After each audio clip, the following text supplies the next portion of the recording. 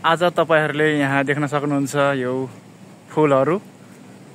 यो चाहिँ एउटा बोटमा लगभग 1000 वटा थुङ्गा भन्दा बढी फुलेको रहेछ।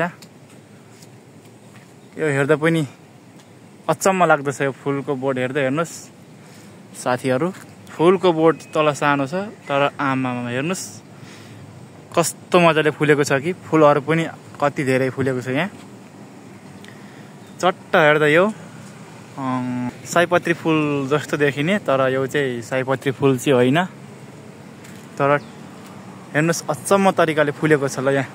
यो सिजन रहेछ अहिले यो फुल्ने चाहिँ। यो चाहिँ ठ्याक्कै मलेसियाको हो। मलेसियाबाट ठ्याक्कै त घाम पनि अस्तान लाग्यो। यो त फूलहरु देखेर मैले सानो क्याप्चर गरेको। हेर्नुस् आमामा फूलहरु यस्तरी फुलेको रहेछ यहाँ। फेरि यो फूलहरु चाहिँ के कुनै चाहिँ अब फुलेर कोही चाहिँ ओइली नै हुन्छ नि त हैन, कोही चाहिँ भर्खर फुल्न लागेको हुन्छ नि। यो चाहिँ ठ्याक्कै एकैचोटी फुल्ने हो कि के हो यो।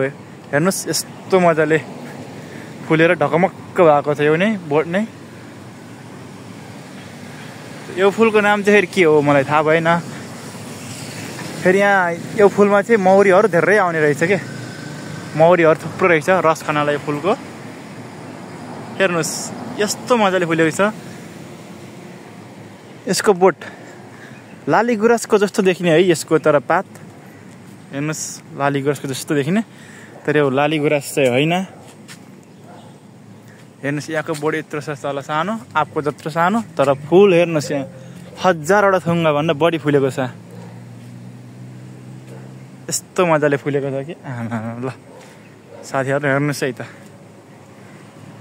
यस्तो मजाले फुलेको छ हेर्नुस् फूलहरु। यो चाहिँ मलेसियाको फूल हो ल। सयपत्री जस्तो देखिने फूल कस्तो मजाले फुलेको हेर्नुस्। हेर्दा नि हेरौँ हेरौँ जस्तो रहने फूलहरु हेर्नुस्। आहा सुन्तला जस्तो पनि देखिन्छ घरिघरि त्यो ठ्याक्कै टाढाबाट हेर्दा ठ्याक्कै सुन्तला नि त सयपत्री फूल चाहिँ देखिन्छ ठ्याक्कै हेर्नुस्।